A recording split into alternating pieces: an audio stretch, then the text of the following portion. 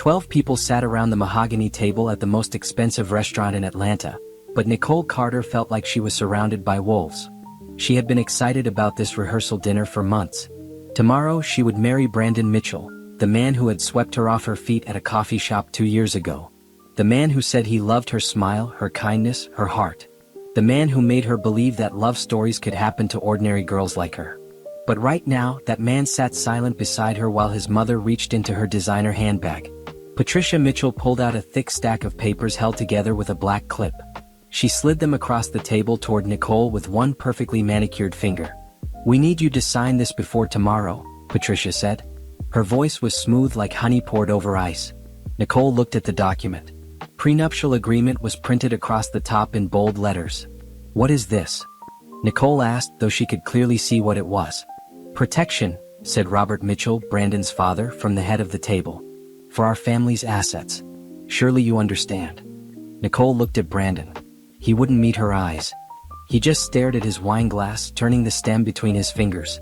"Brandon," she said softly, "did you know about this?" "It's standard procedure, baby," he said without looking up. "Everyone does it." "Sign it or the wedding's off," said Patricia.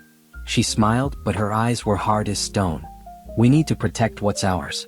I'm sure you have nothing to worry about since you're marrying Brandon for love, not money. Right?" The table went silent. Nicole could feel every pair of eyes on her. Brandon's sister Candace smirked behind her napkin. His brother Victor checked his watch like he was bored. His aunt and uncle whispered to each other. Nicole picked up the document and began to read.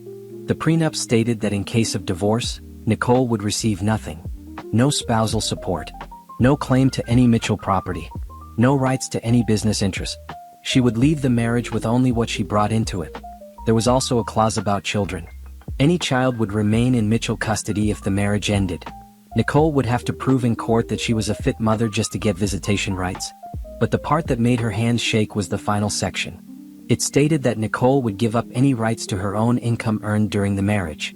Everything she made would go into a joint account controlled by Brandon. They wanted to own her completely. Nicole set down the paper. Her throat felt tight. This was not the night she had imagined.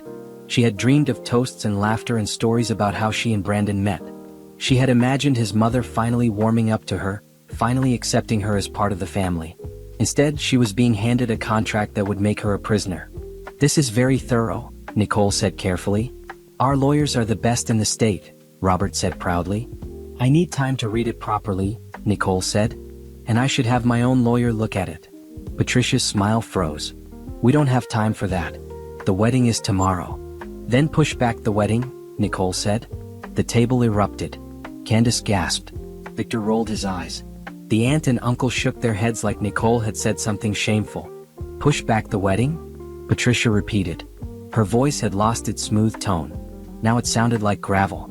"Do you know how much we've spent on this event? Do you know how many important people have cleared their schedules to attend? You want us to tell the governor's wife that we're rescheduling because the bride needs to read?" "Mother," Brandon said quietly. "No," Patricia snapped at him. "I told you this would happen. I told you she wasn't right for this family. A nurse from nowhere with no people and no connections. We welcomed her, and this is how she repays us." Nicole felt her face grow hot. "I haven't refused to sign it. I just want to understand what I'm signing." "What's there to understand?" Robert demanded. "You get nothing because you have nothing. You should be grateful we're allowing you into this family at all." Nicole sat very still. She could feel her heart beating in her ears. She could feel the weight of their stares, their judgment, their contempt. They thought she was nothing. They thought she was a poor girl from the wrong side of town who had gotten lucky. They thought she should get on her knees and thank them for letting her touch their precious son. They had no idea that sitting in that chair, wearing a simple black dress from a department store, was a woman worth more than the Mitchell family and all their crumbling businesses combined. Nicole had $10 million in the bank. She had kept it secret for years, wanting someone to love her for herself. She had worn normal clothes, driven a used car, lived in a modest apartment. She had wanted to find a man who didn't care about money. She thought Brandon was that man. Now she realized Brandon was nothing but a puppet, and his family held the strings. Nicole looked at the prenup again. She looked at the clause that would take her own earnings. She looked at the part about children. She looked at all the ways they planned to trap her. Then she looked at Patricia Mitchell, who was watching her with cold satisfaction. waiting for Nicole to break. "I'll give you my answer tomorrow," Nicole said. "Before the ceremony." "That's not acceptable," Patricia said. "It's my final offer." Nicole stood up from the table. Her legs felt weak, but she kept her back straight. "Thank you for dinner." She walked out of the private room without looking back. She could hear them talking about her before she even reached the door. She heard words like ungrateful and gold digger, and I knew she would be trouble. Brandon didn't follow her. Nicole walked through the restaurant with her head held high. She pushed through the front door and stepped into the cool night air. Then she leaned against the brick wall and let the tears fall. She cried for the love she thought she had found. She cried for the future she had imagined with Brandon. The house, the children, the growing old together. She cried for the girl who had believed that someone could love her without conditions. But as she wiped her eyes, something else began to grow inside her. It started small like a spark in dry grass. But it spread quickly, burning away the hurt, the shame, the sadness. It was anger. These people had smiled in her face while planning to control her. Brandon had held her hand while keeping secrets. His family had pretended to welcome her while looking down on her the whole time. They wanted her to sign away her dignity. They thought she had no choice. They thought she had nothing. They were wrong. Nicole straightened up. She took a deep breath of the night air. She looked up at the stars above the city lights. She was not going to cry anymore. She was going to make them pay. Nicole sat in her car outside her apartment building, gripping the steering wheel like it was the only thing keeping her grounded. The prenup papers sat on the passenger seat, their pages slightly crumpled from being shoved into her purse. She needed to think. She needed to be smart about this. But first she needed to remember who she was. Nicole Carter was born in a small town in Georgia called Millbrook. Her mother died when she was 8, cancer that spread too fast for the doctors to catch. Her father worked double shifts at the local factory to keep food on the table and a roof over their heads. Then when Nicole was 16 he died too. Heart attack in the break room. Gone before the ambulance arrived. Nicole became an orphan overnight. She had no siblings, no aunts or uncles who wanted to take in a teenager. She was 2 weeks away from being sent into foster care when her grandmother stepped in. Grandma Ruth was her mother's mother. She lived alone on 40 acres of land outside Millbrook that had been in the family for 4 generations.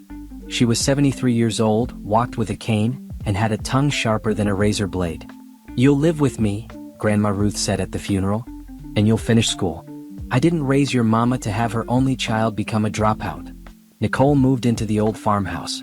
She helped her grandmother with the garden and the chickens. She studied hard and graduated high school with honors. She got a scholarship to Georgia State University, where she earned her nursing degree. Grandma Ruth died peacefully in her sleep 2 days after Nicole's graduation. She was 80 years old. Nicole was devastated. Grandma Ruth was the last family she had. The old woman had been tough on her, but she had also taught Nicole how to be strong. How to stand up straight when the world tried to push you down. How to keep your dignity when people treated you like dirt. "Don't ever let anyone make you feel small," Grandma Ruth used to say. "You come from good people. We may not have fancy things, but we have pride. Don't you ever forget that." Nicole inherited everything Grandma Ruth owned: the farmhouse, the land, the old truck that barely ran. She was 22 years old with a nursing degree and 40 acres of Georgia clay. She was about to put the land up for sale when she got a phone call that changed her life. "Miss Carter? This is Howard Green from Pinnacle Resources. We're very interested in your property." Nicole had never heard of Pinnacle Resources. She looked them up online. They were a major company that extracted minerals from the earth: lithium, cobalt, copper. "Why are you interested in my land?" she asked. "Because it's sitting on top of one of the largest lithium deposits we've found in the southeast," Mr. Green said. "We'd like to buy the mineral rights." Nicole didn't know much about lithium. She did some research. She learned it was used in batteries, for phones, laptops, electric cars. Demand was going through the roof. Prices were climbing every year. She hired a lawyer. Not just any lawyer, but a specialist in mineral rights and natural resources. She paid him with the last of her savings from her nursing job. The negotiations took 4 months. Pinnacle Resources started with an offer of $500,000. Nicole said no. They came back with $1 million. She said no. They went up to $3 million, then $5 million. Nicole held firm. "That land is my grandmother's legacy," she told her lawyer. "I'm not going to let them steal it." In the end, Pinnacle Resources paid $10 million for the mineral rights to Grandma Ruth's 40 acres. $10 million. Nicole sat in the bank when the wire transfer came through. She stared at the number on the screen. She couldn't breathe. She couldn't think. She was a millionaire. Her first instinct was to tell everyone. She wanted to scream it from the rooftops. She wanted to buy a big house and a fancy car and designer clothes. But then she remembered something Grandma Ruth had told her years ago. Money changes people, the old woman said. It makes some people greedy. It makes others jealous. And it makes it real hard to know who your true friends are. Nicole decided to keep her money a secret. She kept working as a nurse. She stayed in her modest apartment. She drove her used Honda. She shopped at regular stores and ate at regular restaurants. She invested most of her money with a financial advisor who came highly recommended. She set up accounts and trusts and funds that would make her money grow. She donated to charities that helped orphans and paid for scholarships for nursing students. But she never told anyone how much she was worth. Not even when she met Brandon Mitchell. He had walked into the coffee shop where she was reading a book. He was handsome, charming, well-dressed. He asked if he could sit at her table because all the other seats were taken. They talked for 2 hours. He told her he came from a wealthy family but that he wanted to make his own way in the world. He said he was tired of people only caring about his name and his money. He said he wanted to find someone real. Nicole thought she had found someone who understood her. When she met his family, she knew they didn't approve. Patricia looked at her like she was a stain on the carpet. Robert asked what her father did for a living, and when she said he worked in a factory, he didn't ask any more questions. But Brandon always defended her. He said his family would come around. He said they just needed time to see how wonderful she was. Nicole believed him. She was a fool. Now she sat in her car, looking at the prenup that would strip her of everything. Not just her money but her freedom. Her voice. Her children. They thought she was desperate. They thought she had no options. They didn't know that the woman they were trying to trap could buy and sell them 10 times over. Nicole pulled out her phone. She called the one person she could always count on. "Hey girl," said Tasha, her best friend since college. "Aren't you supposed to be at your fancy rehearsal dinner?" "I left early," Nicole said. What happened?" Nicole told her everything. The prenup. The demands. Brandon's silence. Patricia's threats. When she finished, Tasha was quiet for a long moment. "Please tell me you didn't sign that mess," Tasha said. "I didn't sign it." "Good. Because if you did, I was going to drive over there and smack some sense into you myself." Nicole almost smiled.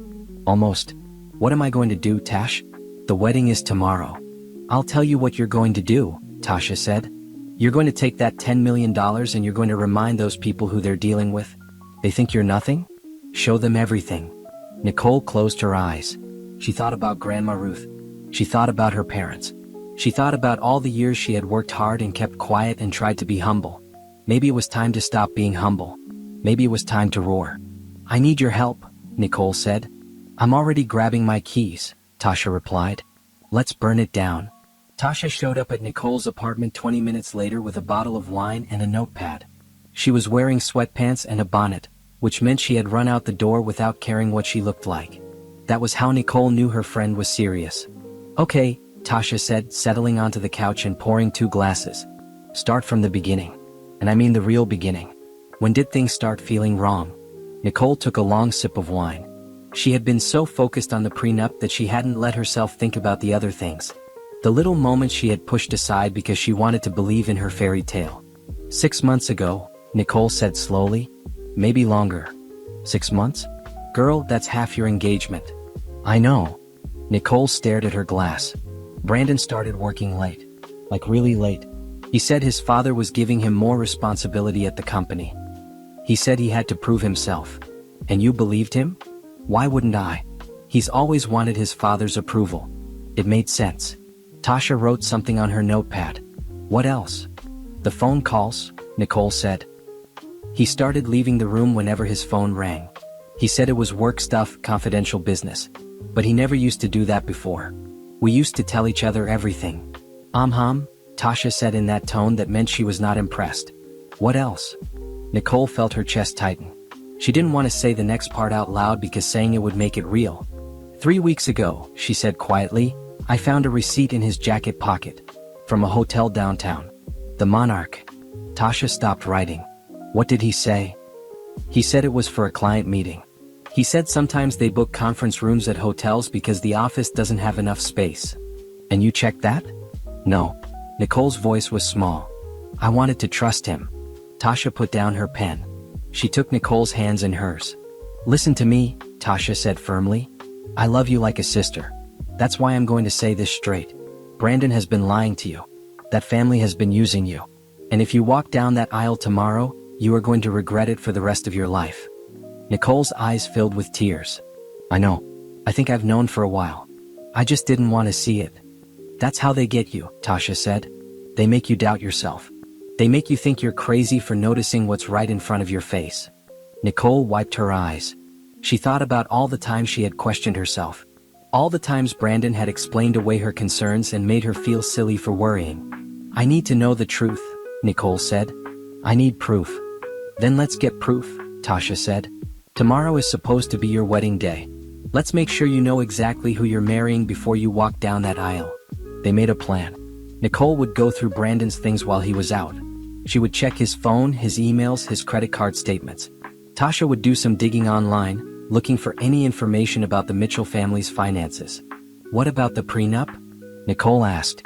"You're not signing that thing," Tasha said firmly. "But you're also not going to refuse it. Not yet. You're going to smile and play along until we know what we're dealing with." Nicole nodded. It went against everything in her heart to pretend. But she knew Tasha was right. She needed information before she made any moves. That night, Nicole barely slept. She lay in bed and stared at the ceiling, thinking about every moment of her relationship with Brandon. Every kiss, every promise, every plan they had made together. Had any of it been real?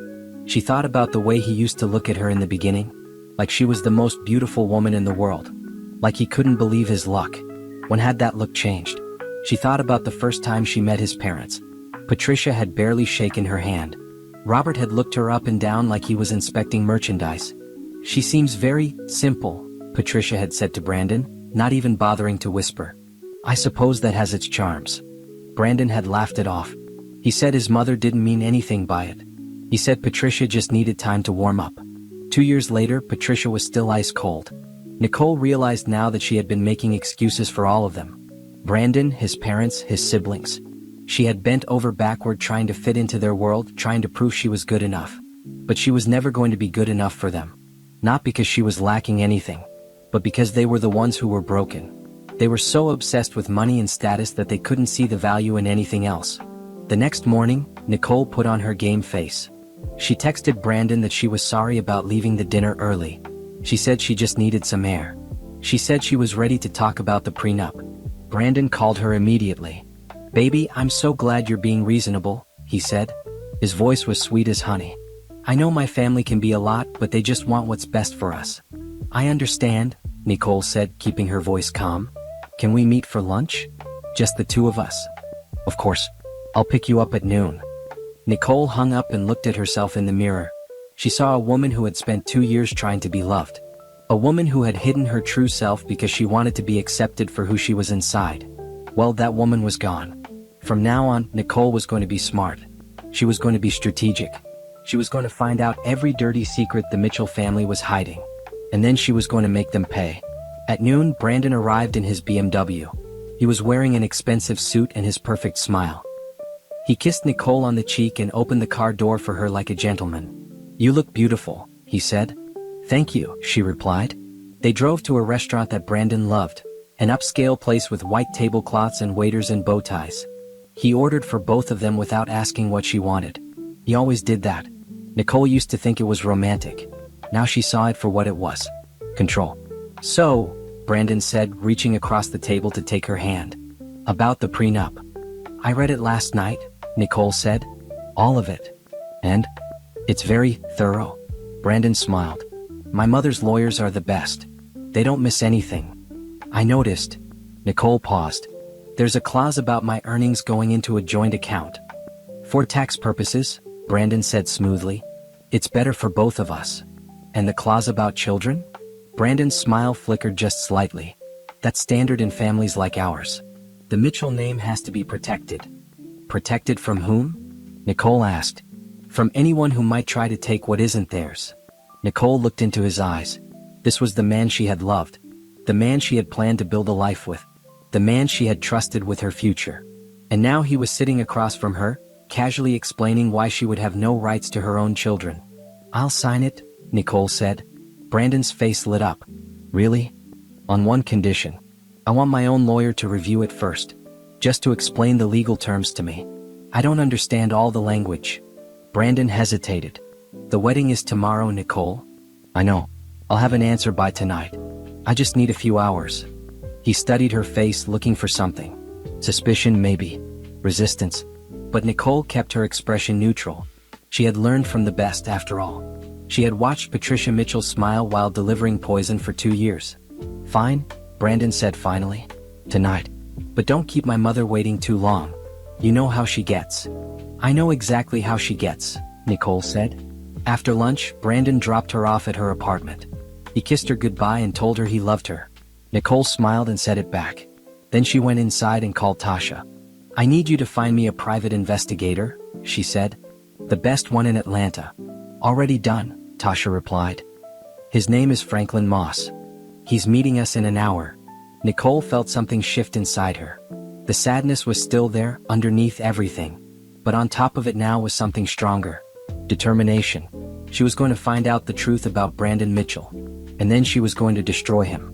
Franklin Moss was not what Nicole expected. She had imagined a private investigator would look like something out of a movie, trench coat, fedora, maybe a cigarette hanging from his lip. Instead, Franklin was a neat, quiet man in his 50s with gray hair and wire-rimmed glasses. He looked more like an accountant than a detective. But Tasha said he was the best in the business, and that was all that mattered. They met at a coffee shop on the north side of town where nobody would recognize Nicole. She told Franklin everything. The prenup, the late nights, the hotel receipt, the phone calls Brandon took in private. Franklin listened without interrupting. When she finished, he nodded slowly. How long do I have? He asked. The wedding is tomorrow at 6 in the evening, Nicole said. Franklin raised his eyebrows. That's not much time. I know. But I need to know the truth before I walk down that aisle. Whatever it is. Franklin studied her for a moment. Are you sure? Sometimes the truth is harder than not knowing. Nicole thought about Grandma Ruth. She thought about all the times the old woman had told her to face things head-on, even when it hurt. I'm sure, Nicole said. All right. Franklin stood up. I'll have something for you by tonight. He left, and Nicole and Tasha sat in silence for a while. The weight of what she was doing pressed down on Nicole's chest. This was real now. There was no going back. You're doing the right thing, Tasha said quietly. Am I? Nicole stared at her coffee cup. What if I'm wrong? What if there's nothing to find? Then you'll know for sure. And you'll marry him with a clear conscience. Tasha paused. But I don't think you're wrong. I've seen how that man looks at his phone. I've seen how his family treats you. Something is rotten in that house. Nicole wanted to argue. She wanted to defend Brandon the way she had been defending him for 2 years. But she couldn't. Because deep down she knew Tasha was right. Something was very wrong. Nicole went home and tried to keep herself busy. She cleaned her apartment. She organized her closet. She did anything to keep her mind off what Franklin might find. At 7 o'clock her phone buzzed. It was a text from an unknown number. Just 3 words, check your email. Nicole's hands were shaking as she opened her laptop. There was a new message from fmoss@securemail.com. The subject line said, Mitchell, initial findings. She clicked on it. The email contained several attachments. Nicole opened the first one. It was a photograph. Brandon was standing outside a restaurant, his arm around a woman. She was tall with long red hair and a tight dress. Brandon was smiling at her like she was the only person in the world. Nicole's stomach dropped. She opened the next attachment. Another photo. Brandon and the redhead getting into his car together. His hand was on her lower back. The next photo showed them walking into a hotel. The Monarch Hotel. The same one from the receipt Nicole had found. The next attachment was a video file. Nicole's finger hovered over it. She didn't want to click. She didn't want to see. But she had to know. She pressed play. The video was taken through a restaurant window. Brandon was sitting at a table with the redhead. They were holding hands across the table. Then Brandon leaned over and kissed her. Not a quick peck. A real kiss. The kind of kiss he used to give Nicole. Nicole's vision blurred with tears. She had suspected. She had feared. But seeing it with her own eyes was different. It was a knife in her heart. There was one more attachment. Nicole opened it with trembling hands. It was a report from Franklin. He had identified the woman as Amber Collins. She worked at Mitchell Industries in the marketing department. She had been Brandon's assistant for the past 8 months. 8 months. Brandon had been seeing this woman for 8 months. Their entire engagement. Nicole closed her laptop. She sat very still on her couch, her hands folded in her lap. She could hear her own heartbeat in her ears. She could feel the tears rolling down her cheeks. But she didn't make a sound. This was the moment when everything became clear. All the late nights, all the excuses, all the times Brandon made her feel crazy for asking questions. It all made sense now. He had been lying to her from the beginning. He never loved her. He was just using her. But why? If he had Amber, why did he need Nicole? The answer came to her like a cold wave. The prenup. The Mitchells wanted someone they could control. Someone without money or connections. Someone who would sign away her rights and keep her mouth shut. Amber probably came from money. Amber probably knew how to play their games. Amber was not someone they could push around. But Nicole? Nicole was perfect. A poor orphan nurse who would be so grateful to marry into their family that she would do whatever they said. They thought she was weak. They thought she was desperate. They thought they had won. Nicole stood up slowly. She walked to the bathroom and looked at herself in the mirror. Her eyes were red from crying. Her makeup was smeared. But underneath the tears, something else was happening. The knife in her heart was turning into steel. She thought about Grandma Ruth. She thought about all the times the old woman had told her to never let anyone make her feel small.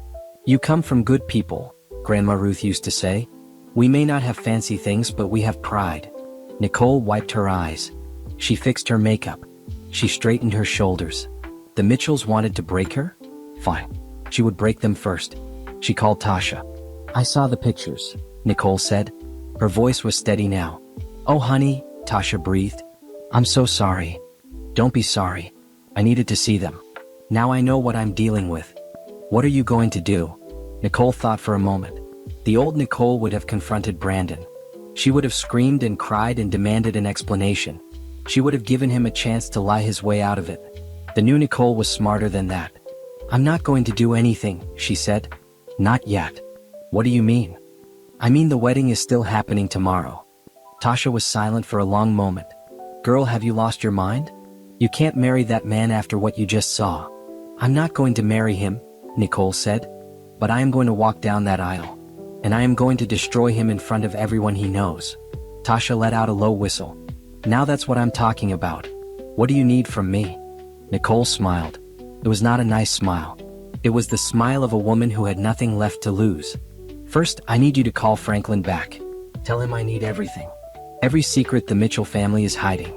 I don't care how deep he has to dig. Done. Second, I need a lawyer. Not just any lawyer. Someone who specializes in contracts and fraud. I know someone. She's vicious." "Good. And third," Nicole paused, "I need to get my money ready." "Your money?" "My $10 million. I'm going to show the Mitchells exactly who they tried to mess with." Nicole didn't sleep that night. She sat at her kitchen table with her laptop, going through every piece of information Franklin had sent.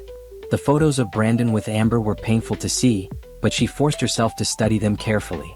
She needed to understand her enemy. By morning, Franklin had sent more files. A lot more. The Mitchell family was in trouble. According to Franklin's research, Mitchell Industries was drowning in debt. They had made bad investments, lost major clients, and taken out loans they couldn't repay. Their net worth, which they liked to brag about at cocktail parties, was mostly smoke and mirrors. They were 6 months away from bankruptcy. That's why they needed Nicole. Not her money, they didn't know about that. They needed a daughter-in-law they could control. Someone who would stand by Brandon's side and smile for the cameras while they scrambled to save their sinking ship. Someone who would give them grandchildren with the Mitchell name. Someone who had no power to question anything they did. Nicole was supposed to be their puppet. But puppets don't have $10 million and a very angry best friend. At 9 in the morning, Nicole met with the lawyer Tasha had recommended. Her name was Denise Walker, and she was exactly as advertised, vicious.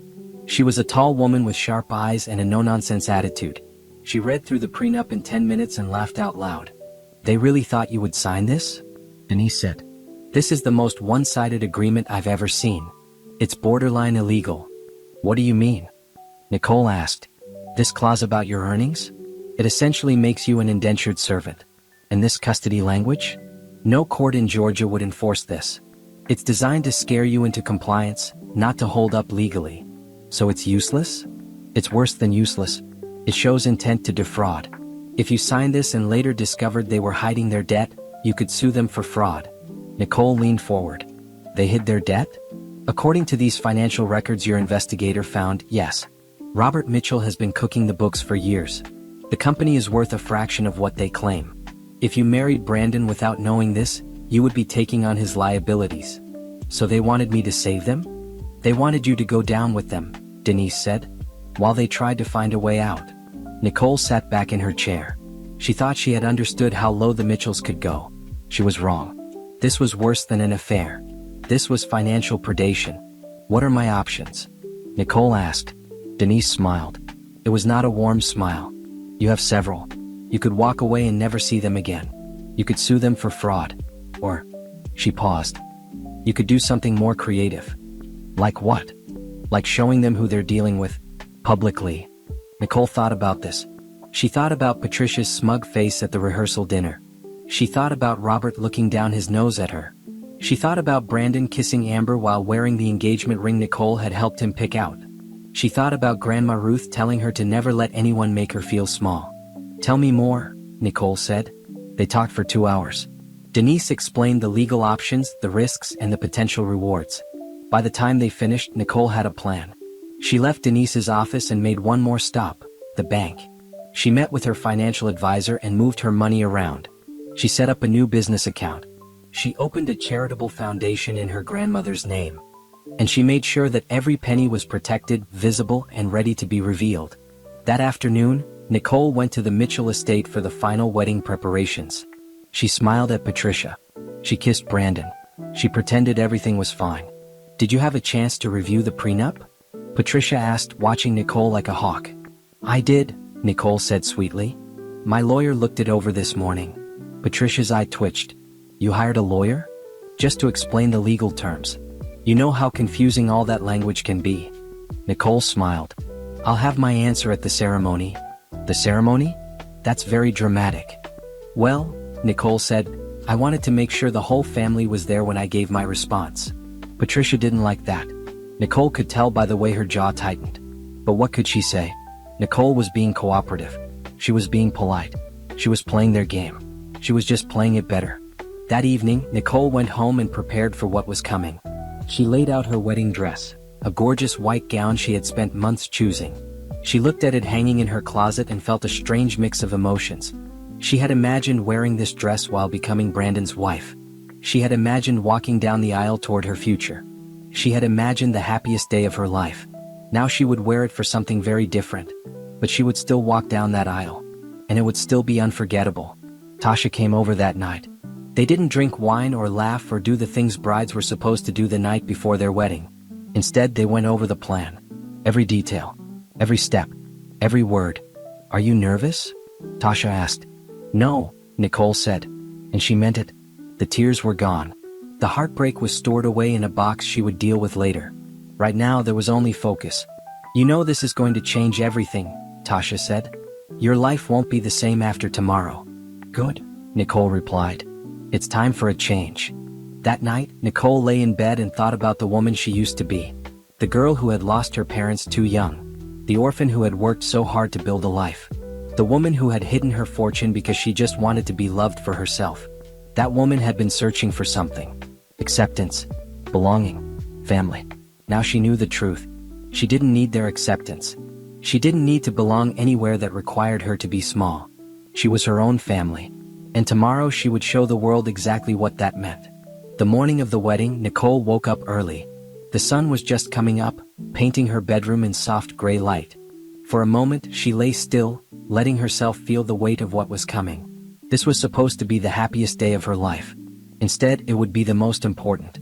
She got out of bed and went through her morning routine, shower, skincare, a light breakfast she could barely taste. Tasha arrived at 8 with coffee and a garment bag. You ready? Tasha asked. More than ready. The hair and makeup team arrived at 9. Nicole had hired them weeks ago, back when she thought she was preparing for a real wedding. Now they were preparing her for something else entirely. But they didn't need to know that. Nicole sat in the chair and let them work. Her hair was styled in an elegant updo with soft curls framing her face. Her makeup was flawless, glowing skin, dramatic eyes, nude lips.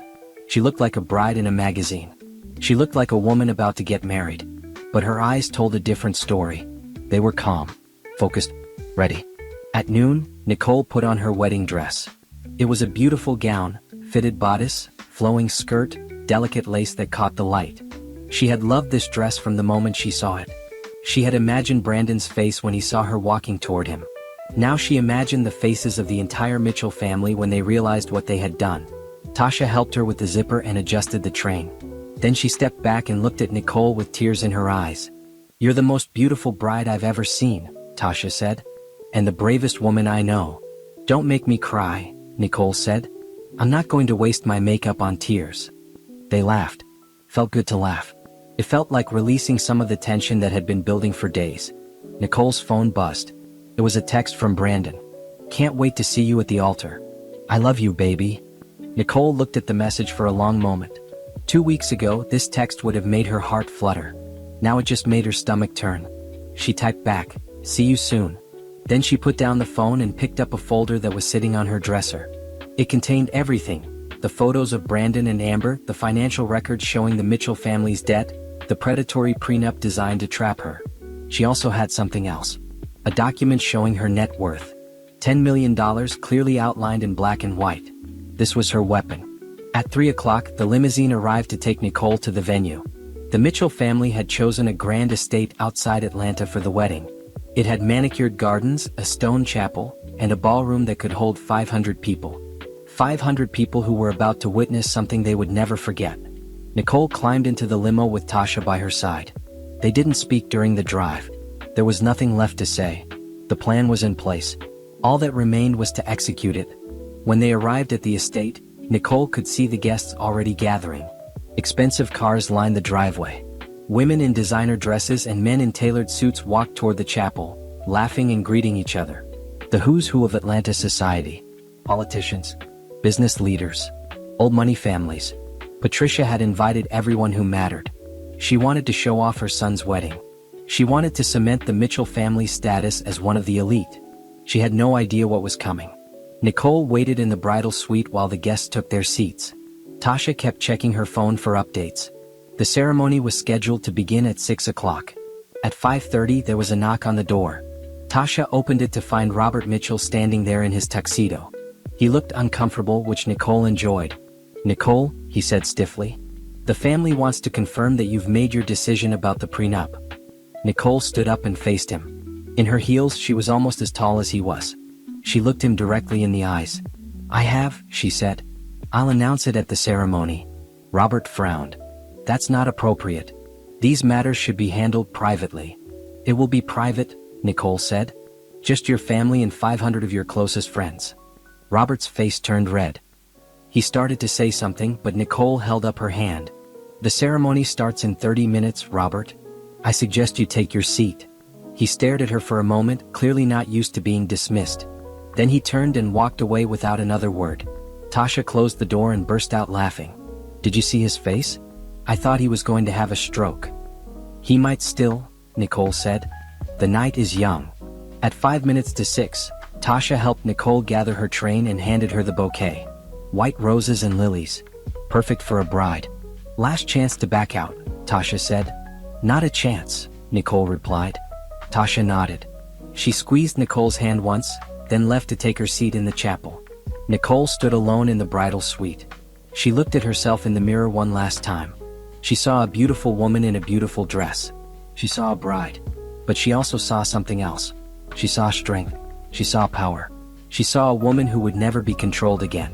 The wedding coordinator appeared at the door. "It's time." Nicole picked up her bouquet and walked out of the room.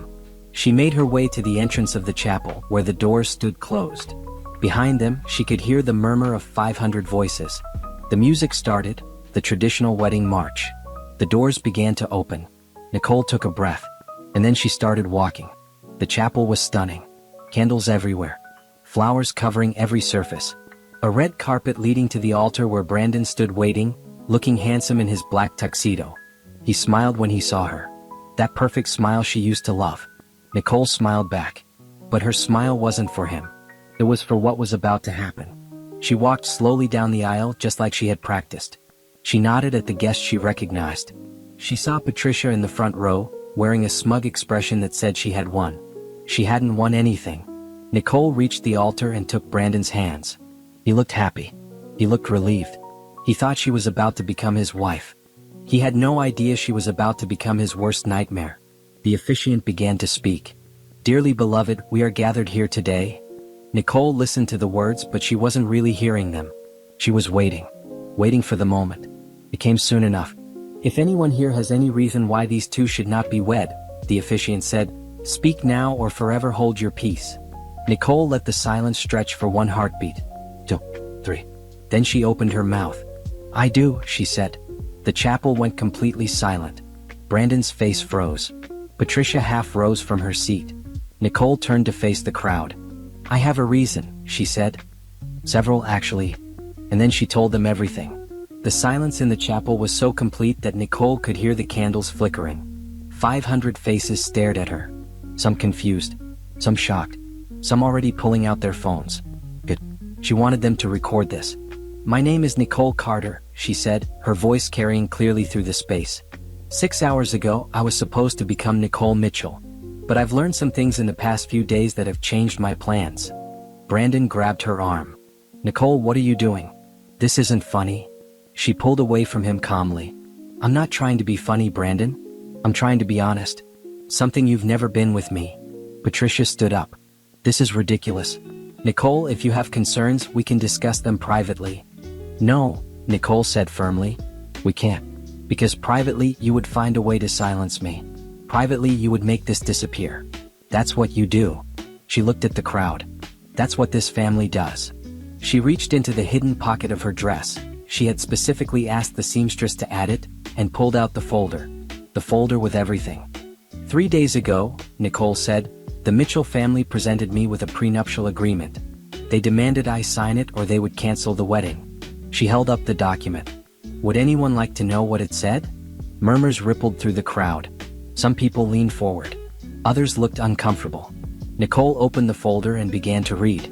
"In the event of divorce, Nicole Carter shall receive no spousal support, no claim to any Mitchell property or assets, and no rights to any business interests." She looked up.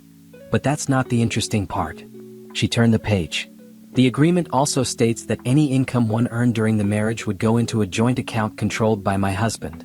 She let that sink in. Controlled. Not shared. Not equally managed. Controlled. By him. More murmurs.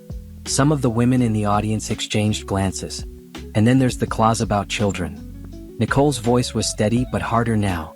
"Any children of the marriage would remain in Mitchell custody if we divorced. I would have to prove in court that I was fit to have visitation rights." She paused. "Visitation. With my own children." Brandon stepped forward. "Nicole, you're misunderstanding the legal language." "Am I?" She turned to face him. "Then let me share something else I found. Something your family tried very hard to keep hidden." She pulled out another document. This one was thicker. "Mitchell Industries," she said, holding it up for everyone to see. "The cornerstone of the Mitchell empire. The source of their wealth and status." She looked at Robert, who had gone pale. "Except it's not wealthy, is it, Robert? It's 6 months away from bankruptcy." Gasps throughout the chapel. People started whispering. Robert stood up, his face purple with rage. "That is confidential business information. How did you?" "I hired a private investigator," Nicole said calmly. "He's very good. He found your cooked books, your hidden debts, your failed investments. He found all of it." She turned to the crowd again. "This family was going to marry me without disclosing their financial situation. They were going to tie me to their sinking ship without my knowledge or consent. That's called fraud, in case anyone was wondering." Patricia was on her feet now, pushing toward the altar. "You ungrateful little—" "I'm not finished," Nicole said, cutting her off. "There's one more thing." She pulled out the photographs. The photographs of Brandon and Amber. "For the past 8 months," Nicole said, "my fiancé has been having an affair with his assistant, Amber Collins." She held up the first photo. Brandon at the restaurant with Amber, his arm around her. She held up the second photo. Brandon and Amber at the hotel. "The Monarch Hotel," Nicole said. "I found the receipt in his pocket. He told me it was for a client meeting." Brandon's face had gone white. "Nicole, those photos are fake. Someone is trying to sabotage us." "There's also video," Nicole said. She pulled out her phone and hit play. The video of Brandon kissing Amber filled the screen. The sound echoed through the silent chapel. Or a few people actually laughed, the uncomfortable laughter of people who couldn't believe what they were seeing. Nicole stopped the video and looked at Brandon. He looked like he might faint. "You asked me to sign a prenup that would take everything from me," she said quietly. "But you couldn't even stay faithful for the 8 months we were engaged." Brandon opened his mouth but nothing came out. Nicole turned back to the crowd one final time. "I'm sure you're all wondering why I'm here. Why I got dressed up and walked down this aisle if I knew all of this." She paused. "It's because I wanted you all to see the truth. I wanted 500 witnesses to know exactly who the Mitchell family is." She looked at Patricia, who was frozen in place, her perfect makeup unable to hide her shock. "You thought I was a nobody," Nicole said. "A poor orphan nurse you could push around. You thought I would sign whatever you put in front of me because I was desperate to belong to your family." She reached into her folder one more time and pulled out the final document. "I'm not a nobody," she said. "And I'm not poor."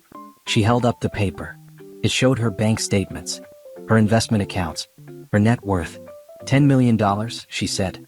"I've had it for years. I kept it a secret because I wanted someone to love me for myself, not my money. I thought Brandon was that person." She looked at him. "I was wrong." The chapel erupted. People were talking, gasping, taking photos. There was chaos. Nicole dropped the folder on the altar and turned to walk away. "The wedding is off," she said over her shoulder. "I won't be signing your prenup, Patricia. And I won't be joining your family. You can keep your debt and your lies and your cheating son. I want no part of it." She walked back down the aisle with her head held high. Tasha met her at the door, grinning from ear to ear. "That was the most incredible thing I've ever seen," Tasha whispered. "Let's go," Nicole said. They walked out of the chapel together. Behind them, Nicole could hear shouting. Brandon calling her name. Patricia yelling at Robert. Guests talking over each other. But Nicole didn't look back. She climbed into the limousine and closed the door. Through the tinted window, she could see people streaming out of the chapel, staring at the car. "Where to?" the driver asked. Nicole thought for a moment. Then she smiled. "Take me home," she said. "I have a new life to start." The next morning, Nicole woke up in her own bed for the first time as a truly free woman. No engagement ring on her finger. No wedding to plan. No Mitchell family to impress. Just herself. Felt strange. Strange and wonderful. Her phone had been blowing up all night with texts and calls. Brandon had called 47 times. Patricia had left voicemails that ranged from pleading to threatening. Even Candace and Victor had reached out, trying to smooth things over. Nicole didn't respond to any of them. Instead, she called Denise Walker. "It's done," Nicole said. "Now what?" "Now we go on the offensive," Denise replied. "I've already filed a complaint with the Georgia Bar Association about their lawyer's conduct with that prenup. It was clearly designed to defraud you. What about the debt they hid? I'm working on that too. There's a strong case for civil fraud. You entered into an engagement without being informed that you would be taking on their liabilities. I want them to face consequences," Nicole said. "Real consequences. They will. Trust me." The fallout started almost immediately. The video from the wedding had gone viral overnight.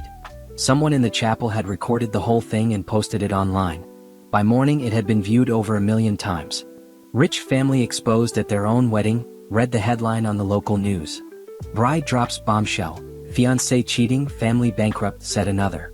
"Mystery woman has $10 million, walks out on millionaire," was the clickbait that spread fastest. Nicole watched the coverage with a strange detachment. This was her life being dissected by strangers. But it didn't feel like her life anymore. It felt like a story about someone else. The Mitchells tried to spin the narrative. Patricia gave a tearful interview where she claimed Nicole had seduced her son for his money. Robert said the company's financial troubles were exaggerated. Brandon posted on social media that the photos were fake. But nobody believed them. The evidence was too strong. The video was too clear. And besides, everyone loves a story about rich people getting their comeuppance. Within a week, Mitchell Industries lost 3 major clients. Investors pulled out of pending deals. The banks that had been patient with their loans started calling them in. Within a month, the company declared bankruptcy. Robert Mitchell was investigated for financial fraud. It turned out the cooked books went deeper than anyone realized. He had been lying to investors and partners for years. He was arrested and charged with multiple counts of securities fraud. Patricia filed for divorce immediately. She claimed she knew nothing about Robert's crimes and was as much a victim as anyone. Nobody believed that either, but she managed to avoid criminal charges. Brandon tried to distance himself from the scandal. He quit his job at the company, not that there was a company left, and tried to rebrand himself as an independent businessman. But his reputation was destroyed. Nobody wanted to work with the cheating son of a fraudster. Nicole heard that Amber dumped him 2 weeks after the wedding disaster. Apparently, she wasn't interested in a man without money or prospects. How fitting. As for the prenup lawyers, they were suspended pending investigation.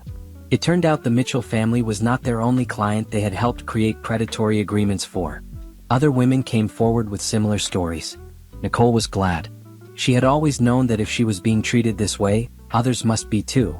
Maybe her very public explosion would help them find justice too. Through it all, Nicole stayed quiet. She didn't give interviews. She didn't post on social media. She let her actions speak for themselves. Tasha told her she was becoming a folk hero. "There are Facebook groups dedicated to you," Tasha said, laughing. "Women are calling you the prenup slayer." "That's ridiculous," Nicole said. "It's amazing. You're like a real-life superhero." Nicole didn't feel like a superhero. She felt tired and sad and relieved all at the same time. She had done what needed to be done, but she didn't enjoy it. She didn't take pleasure in watching the Mitchell family crumble. She just wanted to move on. And finally she could. 2 months after the wedding that wasn't, Nicole stood in the offices of her new company. It was a small space in Midtown Atlanta, just a few rooms with desks and computers and a conference table. But it was hers. She had decided to start a healthcare consulting firm. She would use her nursing experience and her business resources to help hospitals improve their patient care. It was something she had dreamed about for years but never had the courage to pursue. Now she had all the courage in the world. "Welcome to Carter Healthcare Solutions," Tasha said, standing beside her. "It's really happening." "It's really happening," Nicole agreed. She looked around at the empty office. Soon it would be filled with employees and clients and all the busy work of building something from scratch. It wouldn't be easy. Nothing worth doing ever was. But she was ready. She was finally ready to live the life she deserved. 6 months after the wedding disaster, Nicole barely recognized her own life. Carter Healthcare Solutions had taken off faster than she ever expected. It started with one contract, a small hospital in Macon that needed help with their patient intake procedures. Nicole flew down there herself, spent 2 weeks studying their systems, and came back with a plan that saved them hundreds of thousands of dollars while improving patient satisfaction. Word spread. Soon she had 3 clients, then 10, then 20. Hospitals, clinics, nursing homes, they all wanted what she was offering. Real solutions from someone who understood healthcare from the inside. Nicole hired her first employee within 2 months, then 5 more, then a dozen. She moved from the small office to a bigger one with a view of the skyline. She was featured in a business magazine as one of Atlanta's rising entrepreneurs. Tasha was her director of operations. It had taken some convincing. Tasha had a good job at a marketing firm, but Nicole needed someone she could trust completely. And there was no one she trusted more. "You know what the best part is?" Tasha said one evening as they were closing up the office. "You built this yourself. No Mitchell money. No family connections.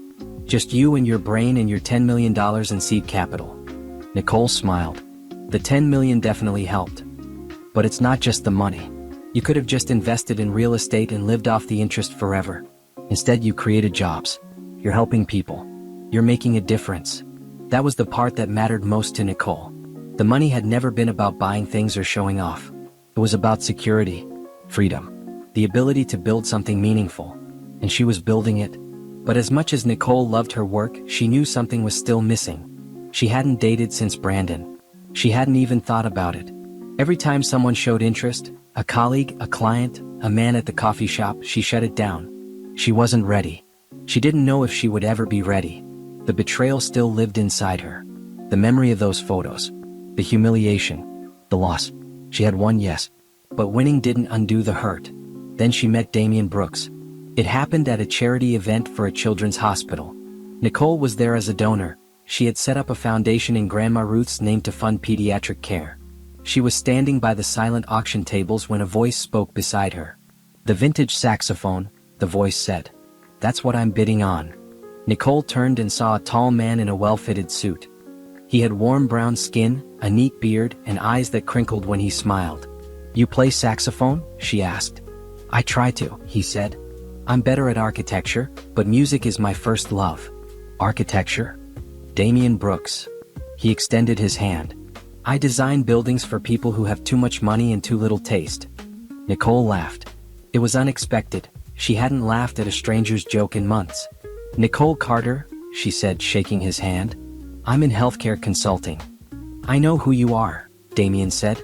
You're the woman who exposed the Mitchell family at her own wedding. Nicole's smile faded. I suppose everyone knows about that. Most people think you're a hero, Damian said. I think you're brave. Brave? It takes courage to stand up for yourself when everyone wants you to sit down and be quiet. Especially people with money and power. Nicole studied his face, looking for mockery or flattery. She found neither. He seemed genuine. That's a kind thing to say, she said. I'm not trying to be kind. I'm trying to be accurate. He smiled again. Would you like to get coffee sometime? No agenda. Just two people talking. Nicole wanted to say no. That was her instinct. Protect herself, keep her distance, trust no one. But something about Damian made her hesitate. One coffee, she said finally. No promises beyond that. That's all I'm asking for. They had coffee the next week. Then dinner the week after that. Then a walk in the park on a Sunday afternoon. Damian didn't push. He didn't pressure. He just showed up, listened, and treated her with respect. He already knew about her money, everyone did after the viral video, and he didn't care. He paid for his own meals. He never asked about her business or her accounts. He just wanted to know her. Why? She asked him one night over dinner. Why do you keep asking me out? You know my history. You know I'm not easy. I don't want easy, Damian said. I want real. And you're the most real person I've ever met. Nicole felt something shift inside her. Something she had kept locked away since Brandon. Something that felt dangerously like hope. I can't promise anything, she said. I'm still figuring things out. I know, Damian replied. I'm patient. And he was. They dated slowly. Nicole set the pace and Damian respected it. He didn't get angry when she canceled plans because she was overwhelmed. He didn't get jealous when she spent all her time at work. He just kept showing up, consistent and steady, proving himself day by day. By the time 6 months had passed since that charity event, Nicole realized something had changed. She was happy. Not the fake happiness she had tried to convince herself she felt with Brandon. Not the desperate happiness of someone trying to fit into a place she didn't belong. Real happiness. The kind that comes from building your own life, on your own terms, surrounded by people who see you for who you truly are. Nicole stood at the window of her new apartment, a beautiful place she had bought with her own money, and looked out at the city lights. She had lost a lot, but she had gained so much more. 1 year after the wedding that changed everything, Nicole threw a party. It wasn't a big party. Just 20 people or so, her employees, a few clients who had become friends, Tasha and her husband, and Damian.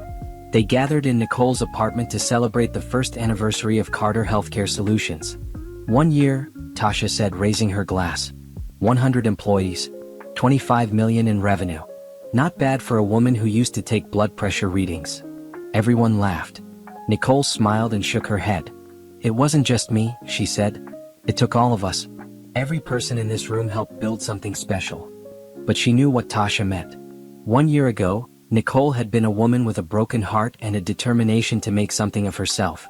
Now she was a CEO, a philanthropist, a woman who had turned pain into power. Damian came up beside her and slipped his arm around her waist. You okay? He asked quietly. I'm great, she said. And she meant it. After the guests left, Damian helped her clean up. They worked in comfortable silence, the way couples do when they've been together long enough to not need words. I have something for you, Damian said when the last dish was washed. Damian, you didn't have to. I wanted to. He pulled a small box from his pocket. Nicole's heart stopped. It was too soon for that. They had only been together a year. She wasn't ready for. She opened the box. It was a key. It's to my apartment, Damian said. I'm not asking you to move in. I'm just saying, you have a place. Whenever you want it. Nicole looked at the key. Such a small thing. But it meant so much. I'm not good at this, she said. At trusting. At letting people in. I know, Damian said. That's why I'm giving you a key instead of asking for one. You take the lead. I follow. Nicole felt tears in her eyes. She had cried so many times over the past year. Tears of anger, grief, frustration. But these were different. These were tears of gratitude. She kissed him. A real kiss without holding back. For the first time in a long time, she let herself feel everything. "Thank you," she whispered. "Thank you," he replied, "for giving me a chance." The next morning, Nicole got an unexpected call. "Miss Carter? This is Franklin Moss, the private investigator." She hadn't spoken to him in months. "Mr. Moss, what can I do for you? I thought you'd want to know." Brandon Mitchell was spotted working as a host at a restaurant downtown, the Marlin Grill. Nicole was quiet for a moment. Brandon, the man who was supposed to give her the world, now seating people at a restaurant. "Why are you telling me this?" she asked. "I thought you might want to see it for yourself." Closure, maybe. Nicole thought about it. She could drive down there. She could walk in and watch Brandon hand out menus. She could let him see what she had become while he had fallen so far. But what would be the point? "No," she said. "I don't need to see it." "Are you sure?" "I'm sure. Some doors should stay closed." She hung up and looked out the window. Somewhere across the city, Brandon was living his new life. Smaller, humbler, perhaps wiser, though she doubted it. Did she feel satisfaction? Maybe a little. But mostly she felt nothing. He was her past. A chapter she had closed. A lesson she had learned. She wasn't the woman who had cried in her car outside her apartment anymore. She wasn't the bride who walked down the aisle with a folder full of secrets. She wasn't the orphan trying to find a family that would accept her. She was Nicole Carter. Theo. Philanthropist. Survivor. And she didn't need to see Brandon Mitchell to know she had won. That afternoon, Nicole went to visit Grandma Ruth's grave. She hadn't been there in a while and she felt bad about that. The old woman deserved better. The cemetery was quiet and green. Nicole laid flowers on the headstone and sat down on the grass beside it. "I did it, Grandma," she said softly. "I stood up for myself. I didn't let anyone make me feel small." The wind rustled through the trees. It almost sounded like a voice. "I found someone," Nicole continued. "His name is Damien. He's kind and patient and he sees me for who I am. I think you would have liked him." She touched the cool stone. "I'm happy, Grandma. Really truly happy. And I have you to thank for that. You taught me how to be strong. You gave me the land that gave me my fortune. You showed me what it means to have pride." Nicole sat there for a long time, letting the peace of the place wash over her. She thought about everything she had been through. The losses, the betrayals, the moments when she thought she would never recover. But she had recovered. She had more than recovered. She had flourished. When Nicole finally stood up, she felt lighter than she had in years. The past was the past. The hurt was behind her. The Mitchell family was a memory that grew fainter every day. In front of her was a life she had built with her own 2 hands. A business that helped people. A relationship that honored her. A future that was hers to shape.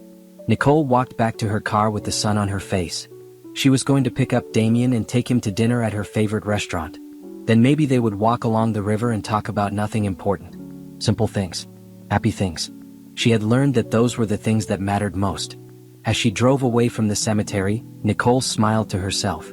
She thought about the woman who had sat in her car outside her apartment a year ago, crying over a prenup and a man who didn't love her. She wanted to reach back through time and hug that woman. "You're going to be okay," she would tell her. "More than okay. You're going to be amazing." Because she was.